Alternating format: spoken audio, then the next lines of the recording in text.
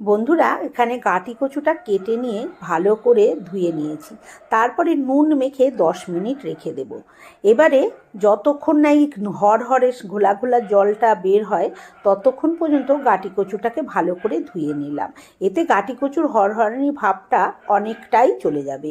এবারে কড়াইতে সর্ষের তেল গরম করে নুন আর হলুদ দিয়ে মেখে রাখা চিংড়িটা ভেজে নিলাম। ওই তেলেই গাঁটি কচুটাকেও নুন হলুদ দিয়ে ভেজে তুলে নিয়েছি। এবারে আলুটাকেও কেটে রেখেছিলাম, সেটাকেও আমি নুন হলুদ দিয়ে ভেজে তুলে নিলাম। বাকি তেলেই কিন্তু রান্নাটা হয়ে যাবে। ওই তেলের মধ্যে জিরে ফোড়ন দিয়ে পেঁয়াজটা দিয়ে দিলাম। পেঁয়াজটা একটু কালারটা চেঞ্জ হয়ে গেলে আদা রসুন বাটা দিয়ে দিয়েছি 1 চামচ। তারপরে ভালো মতো নাড়াচাড়া করে নিয়ে একটুখানি জল দিয়ে দিলাম। দিয়ে তাতে জিরের গুঁড়ো, হলুদ গুঁড়ো, লঙ্কার গুঁড়ো আর একটুখানি ধনের গুঁড়ো দিয়ে ভালো করে মশলাটাকে কষিয়ে নিলাম যতক্ষণ না তেল সেপারেট হলো।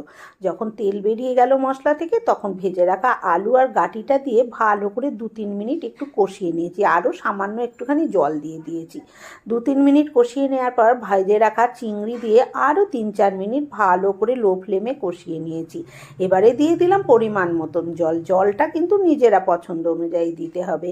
তারপরে একটুখানি ফুটিয়ে নিয়েই দেখুন 2টো আলু গাঁটি ভেঙে দিলাম যাতে ঝোলটা একটু গাঢ় হয়। নামানোর আগে ঘি গরম মশলা দিয়ে নামিয়ে নিলাম।